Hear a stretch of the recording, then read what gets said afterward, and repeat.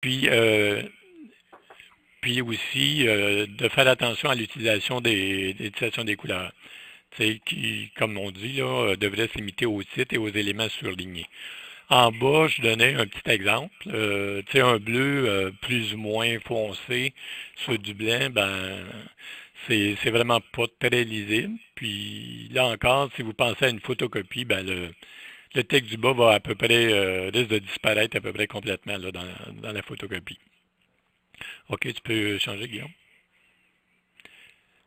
On va essayer de. Je viens de penser, là, c'est sûr que vos commentaires ou vos questions vont apparaître dans le clavardage. On va essayer de rester là, vigilant par rapport à ça. Taille des caractères, ben c'est ça. Il faut éviter souvent que nos caractères soient trop petits. Comme j'indique là, souvent c'est entre la grosseur 12 et 18 que c'est le plus courant.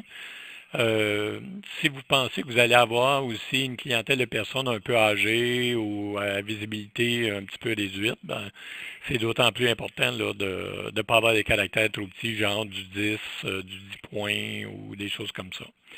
Fait que tu peux changer, Guillaume. L'autre, on parle aussi dans la taille des caractères, c'est que tous les caractères apparaissent pas de la même façon euh, d'un, là, je m'aperçois, c'est que Guillaume n'a pas les mêmes caractères sur son ordinateur que sur le mien. Fait que j'avais donné deux exemples de caractères qui apparaissent pas ici. Fait que déjà, ça c'est une chose aussi. Hein. On peut parler des PowerPoint. Si vous mettez des caractères un petit peu qui vous sont particuliers, ben vous risquez quand ils sont rediffusés ailleurs, ben qu'ils sont Ouais, parce que pas, là c'est ça, on voit Arial et Bononi, ça semble être exactement la même exactement. Tandis que Bodoni, c'est vraiment très différent. C'est un caractère avec ce qu'on appelle avec des petites pattes là, avec sérif là, qu'on appelle dans le langage de l'impression. Fait que qui fait des lignes un petit peu plus fines. Là. Fait que il y a certains éléments que vous ne pourrez pas vraiment voir là, dans le cadre de cette présentation-là. OK, tu peux changer, Guillaume, vu que ça l'a. Fait que là, ça donne juste aussi ici l'exemple. Ça vous montre qu'est-ce que ça peut donner pour quand vous essayez de lire un texte qui est un peu plus gros, puis un texte qui est vraiment avec du petit caractère. Vous voyez tout de suite hein, que le premier se lit très bien, vous n'avez aucune difficulté, tandis que le deuxième, ben là, vous faites déjà un petit effort là, pour pouvoir le lire. OK, tu peux changer. Ici aussi, toujours dans la taille des caractères, ben, là, en fait, ça montre un petit peu les grosseurs de caractères qu'on doit utiliser en général, dépendant de l'importance qu'on veut donner. Ici, donc, le texte courant, là, si on part d'en bas, le texte courant, ça devrait être du 12 points, puis à mesure qu'on monte dans l'importance du titre, ben, on peut monter jusqu'à 24 points. Euh, bon, c'est ça. Ça donne un petit peu une indication là, des grosseurs de caractères qu'on devrait utiliser pour montrer l'importance du texte qu'on présente. OK. L'interlignage, ça c'est peut-être plus difficile, dépendant des types des logiciels que vous utilisez, vous allez avoir ou non accès à ça. Si vous travaillez avec, disons, du PowerPoint, souvent l'interlignage va se faire pas mal automatiquement, il va être quand même assez correct. Mais quand vous travaillez avec des logiciels un petit peu plus professionnels, genre Adobe InDesign ou je travaille moins avec le publisher de Microsoft, là, mais peut-être qu'il offre aussi cette possibilité-là. Mais on a un choix dans des logiciels un peu plus perfectionnés de jouer avec l'interlignage, la distance entre les lignes. Vous avez le choix aussi avec, quand même dans du Word, mais souvent, mais ça vous autres là, de faire attention pour que ça soit bien clair. Peut-être cet exemple-là que je vous mets, l'interlignage, j'ai joué avec, en fait, chaque élément inscrit, genre l'interlignage de l'espace entre les lignes du texte, l'aide les lecteurs à déplacer leurs yeux plaisément d'une ligne à l'autre, etc. L'espace qu'il y a entre j'ai rajouté, moi, un espace entre ces différentes catégories-là pour pouvoir que vous ayez une meilleure lecture de chacun de ces points-là. Sinon, l'espace entre les différents points serait un peu plus serré, là, donc moins bonne lecture.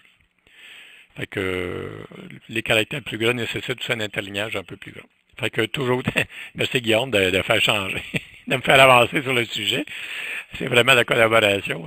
Hein. Éviter les caractères trop compliqués, puis des correctifs. Là, on aime toujours avoir un petit côté artistique. Notre côté artistique veut toujours se manifester un peu. Fait qu'on pense que c'est bien beau du script, mais il faut faire souvent attention là, au niveau de la lecture.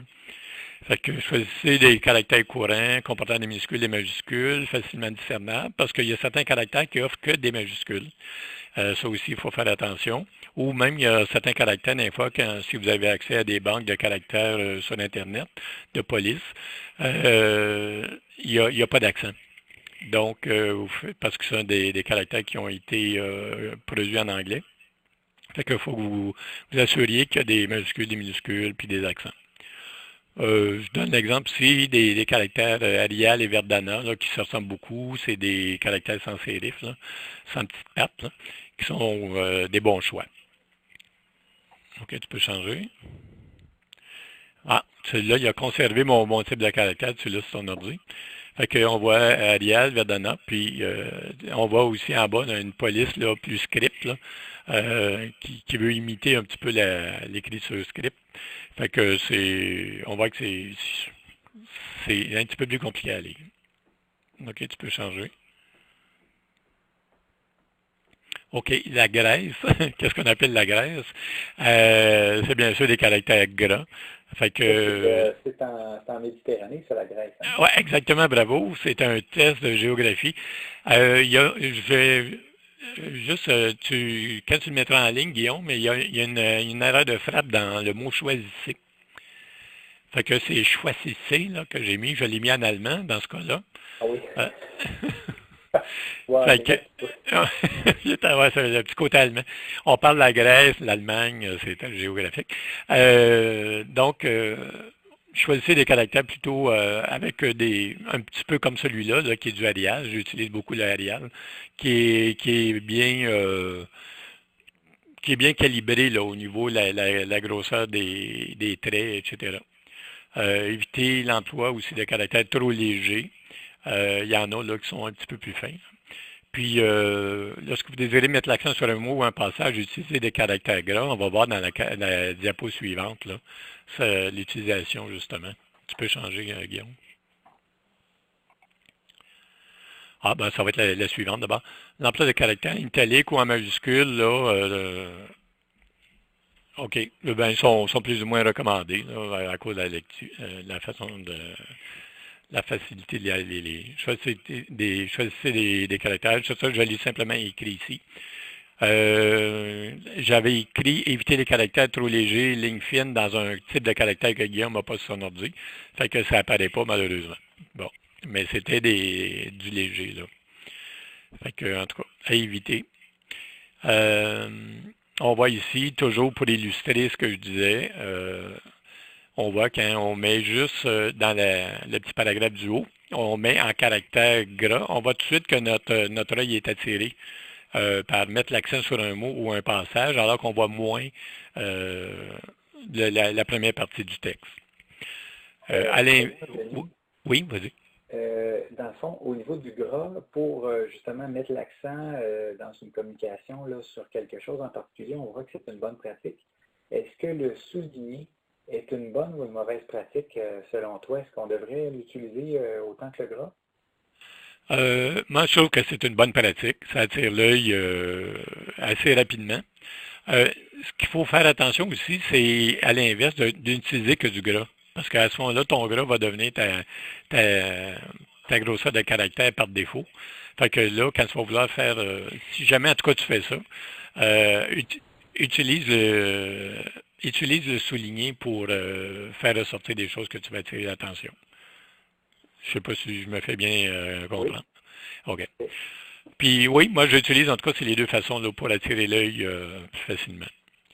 On voit aussi en bas, c'est juste l'exemple, l'emploi de caractère en italique, puis en majuscule. Quand c'est juste en majuscule, on voit que c'est quand même un petit peu plus dur. L'œil prend un petit peu plus de temps là, pour s'habituer. Je ne sais pas si vous le ressentez comme ça, mais il faut faire attention là, à n'utiliser que... Des fois, on peut utiliser un gros titre, là, juste en majuscule.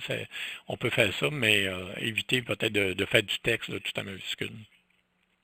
Tu peux changer. OK. Je voulais donner l'exemple du texte. C'est sûr que quand on fait des textes du Word, c'est un petit peu plus compliqué de faire des colonnes. Puis c'est peut-être pour des documents bien particuliers. Mais vous allez voir dans la diapo suivante que souvent le texte en colonne, pour des questions de l'œil qui se déplace sur du texte, le texte en colonne ou du texte en bande un peu plus étroite va aider la lecture du texte. Fait que si tu veux changer, Guillaume, on voit, je pense, l'exemple dans la diapo suivante. C'est le même texte en haut et en bas. Fait que si vous essayez de lire les deux textes, vous allez voir que le cerveau, en tout cas, ne réagit pas de la même façon à un texte sur un espace plus large qu'un espace beaucoup plus restreint. D'ailleurs, je ne sais pas si c'est un exemple qui peut être pertinent, mais il y a quelques années, il y avait quelqu'un qui avait apporté un cas. Il pouvait distribuer une feuille pour un groupe, pour un genre de petit sondage, mais il s'est dit, j'ai une quantité quand même assez importante de choses à marquer sur cette page-là, tant qu'à avoir une page de disponible. Il a sectionné en colonnes. Et effectivement, les gens qui ont reçu la page, même s'il y avait beaucoup de choses à voir dessus, n'ont pas eu l'impression d'être en surcharge en laissant la feuille de côté et en ne la lisant pas. Donc, il avait quand même parvenu à passer beaucoup de choses en peu d'espace, mais par 4 colonnes dans sa page finalement. J'imagine donc en termes quand il y a des documents assez costauds à faire, si on les sectionne quelques pages en colonne, ça permet de ne pas faire décrocher trop notre lectorat, j'imagine. Oui. Il y a cet aspect-là, effectivement. C'est sûr que ça demande plus de travail. Souvent, Word fonctionne plus ou moins bien. Là. Ben oui, il fonctionne quand même de mieux en mieux. Mais avant, c'était l'enfer de faire des colonnes sur Word. Maintenant, je crois que ça s'est amélioré. Moi, je n'utilise pas beaucoup ça, mais j'utilise d'autres logiciels où c'est facile de faire des colonnes et des modifier. Fait que donc, en tout cas, c'est un petit truc, ça, pour faciliter la lecture. OK, tu peux changer, Guillaume. Souvent, on a tendance à aligner le texte, on le veut souvent ce qu'on appelle justifié, égal à droite et à gauche, mais ce qui est recommandé, c'est plutôt d'aligner vers la gauche seulement. Ça fait des colonnes à droite, je veux dire, à droite c'est plus irrégulier, mais là, il y a plus de facilité à lire. Je ne sais pas pourquoi, là, dans l'exemple que je donne, je pense que les deux ont de l'air justifiés à gauche et à droite. Mais, mais probablement, c'est les mots utilisés ont fait que ça paraît justifié des deux bords, alors que ça ne l'est pas nécessairement. Parce que si on regarde la diapo suivante, Guillaume, on voit ici, on voit l'exemple celui du haut, il est aligné seulement à gauche. Tandis qu'à droite, il est ce qu'on appelle justifié, mais on voit que le move en justification du texte, là, ça étire. Fait que l'œil a à faire plus d'efforts pour s'ajuster là, à la lecture. Ça va quand on a une ligne à lire, c'est pas trop fatigant. Quand on a un texte complet à lire, ben, dites-vous que l'œil et le cerveau ont à travailler plus, puis donc plus de fatigue, vous devez dire moins de chances que votre texte soit lu. Donc, dans le fond, il y aurait un petit deuil à faire à première vue, quand on regarde notre page, elle est plus irrégulière à droite quand elle n'est pas justifiée. Donc, le document a l'air un peu moins propre ou terminé, mais en termes de lecture, si on veut vraiment que les gens le lisent d'un couvert à l'autre, il y a un petit deuil à faire là-dessus pour que les gens, l'œil soit plus habitué, ce soit plus agréable à lire. Là. Oui. Souvent, il semblerait que l'histoire de la justification gauche-droite, c'est un peu aussi un petit peu une mode qui est arrivée avec plus facilement avec les ordinateurs. Et c'est peut-être l'esprit cartésien là, qui a l'impression que c'est plus beau, puis que tout est bien égal. Là, ne soyez pas égal dans la vie. Là, faites des petits changements. OK, on peut changer. Organisation d'information. Ça, c'est surtout pour vous dire que, bon, en utilisant, pas faire que du texte égal, souvent aide la compréhension de vos textes, utiliser des titres, des sous-titres, des listes à puces ou à numéros, ou aérer le texte fait de courts paragraphes. Ça, c'est toujours apprécié. L'espace que vous allez laisser entre vos paragraphes, si vous faites deux, trois lignes, deux, trois phrases par paragraphe, vous changez, ben, ça aide. L'espace que vous allez laisser entre chaque paragraphe va aider aussi là, à la lecture.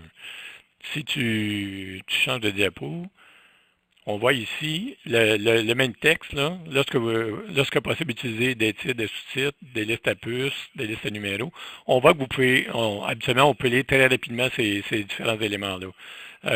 Puis, il y a l'aspect aussi, l'ordre, on donne un ordre, on voit qu'on suit, le cerveau est orienté puis, vers une liste d'objets. Puis, il y a aussi la question, vous voyez, la largeur du texte. Hein? Donc, si j'avais tout mis ça sur une seule ligne, comme on y avait sur la diapo précédente, le cerveau a plus d'efforts à faire. Tandis que là, on voit titre, sous-titre, liste à puces, liste à numéros, ça va bien. Ouais. Ah, OK, tu voulais montrer. Puis, je pense aussi l'exemple suivant, si tu vois la diapo suivante, vous voyez, c'est la même chose que je dis. Tout simplement, c'est sous forme d'une phrase. Lorsque possible, utiliser des titres, des sous-titres, etc. Tandis que dans la diapo précédente, ben là, on pouvait voir ces différents éléments-là, donc plus facilement. Donc, OK. Puis l'exemple du bas, ben, c'est un petit peu aérer le texte, là. Dans la phrase du haut, ben, on n'a pas laissé d'espace entre aérer le texte et tout ça. Tandis qu'il y a deux idées dans cette phrase-là. Fait que si on les met séparées, ben, on y a accès là, plus facilement là, à ces deux idées-là. OK. Je vais prendre juste un petit shot. Juste avant, là, je vais prendre un petit coup d'eau.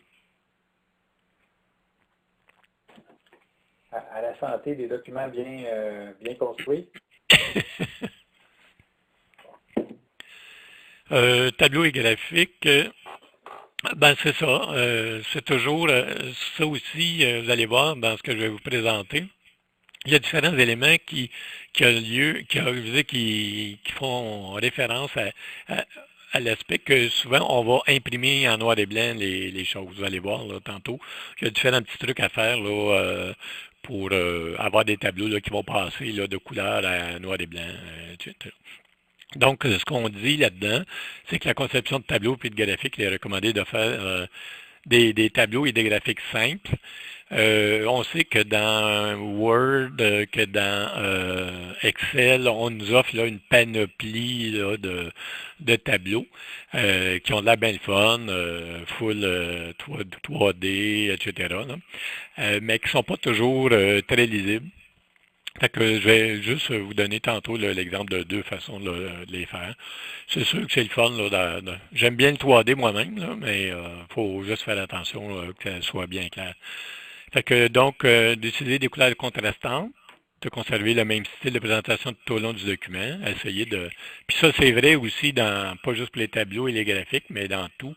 Tu sais, dans un document, là, éviter d'avoir 5 sortes de caractères différents parce que ça a l'air bien le fun, c'est bien beau. On appelle ça souvent des documents pizza parce que c'est vraiment, là, c'est du hors de reste, là.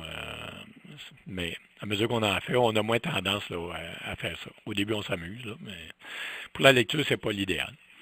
Puis s'assurer que la couleur n'est pas le seul élément qui distingue une information d'une autre. On va voir plus loin là, dans la présentation. OK, tu peux changer. Bon, ici, vous allez voir dans les différentes diapos, je vais toujours utiliser, ça va toujours être la même information qu'on va transmettre, sauf que là, c'est une façon de présenter. Donc, ici, c'était un cas de membership dans une organisation où il y a deux types de membership. Tu sais, donc, on peut dire membre select puis membre ordinaire. Hein. Donc, membre catégorie 2, membre catégorie 1. Puis là, on voit par le type de graphique choisi le nombre de personnes qui ont adhéré à chacune des catégories. Puis, dépendant aussi du temps. Donc, si on regarde ce type de tableau-là, c'est pas évident tout de suite. Vous pourriez me dire il y a eu combien de membres de la catégorie 1 en mars 2015, puis combien de la catégorie 2. Ben, vous allez avoir un effort quand même, un certain effort à faire pour pouvoir me le dire. Tandis que si tu peux changer, Guillaume, si on va dans un autre type de tableau qui est souvent très simple, et puis à la limite, on est un petit peu tanné de voir, mais qui se lit quand même assez bien. Vous allez avoir une information vraiment plus juste et claire là, de la même information, mais qui est présentée différemment. Donc, avec des chiffres, on voit qu'il y a une différence au niveau des couleurs qui, c'est pas deux couleurs qui s'approchent trop. Donc, si on photocopie, là encore, en noir et blanc, on devrait être capable là, de voir que c'est catégorie 1, catégorie 2. OK, tu peux changer, Guillaume. OK, là, on rajoute un élément. C'est s'assurer que la couleur n'est pas le seul élément qui distingue une information d'une autre. Dans ce cas-là, on a utilisé du barré, là, si on peut dire ça comme ça, pour une des deux catégories. Ouais, dans une des deux catégories. Donc, ça ajoute à l'élément pour éviter là, toute confusion. Donc, l'impression en noir et blanc, c'est sûr que vous ne pouvez pas vous tromper que entre la catégorie 1 et la catégorie 2. Puis, bon, c'est ça. L'autre diapo. Ben là, j'ai juste fait, pour vous donner l'exemple de ce que ça donnait, j'ai pris les mêmes graphiques, je les ai mis en noir et blanc. Puis, on peut voir comment, dans le deuxième graphique, si on le met en noir et blanc, en tout cas, je pense, là, comme je vous disais, on ne peut pas se tromper. On va être sûr là, que la catégorie 1, c'est vraiment celle qui est à gauche, puis la catégorie 2 à droite. Il y avait-tu d'autres choses? Je ne me souviens plus. Ah, OK. Ben ça, en fait, c'est la fin de la présentation. C'est les sources que j'ai utilisées, là, qui, en fait, je ne sais pas si je vous l'ai dit au début, mais ces deux documents-là sont produits par des organisations qui font affaire avec des personnes qui ont une faible capacité de lire. Donc, pas de lire, mais qui ont une faible vue. Donc, les malvoyants. Fait que si vous êtes capable de faire des documents pour des gens qui ont de la difficulté là, avec les contrastes, justement, tout ça, ben, pour les autres, ben, ça va être encore plus efficace. Fait que c'était le contenu de la présentation. Excellent. Merci beaucoup, Denis. Ça m'a semblé assez clair, justement. Là où ça ne l'était pas, c'est des contre-exemples dans le document. Oui, alors merci, Denis, aussi.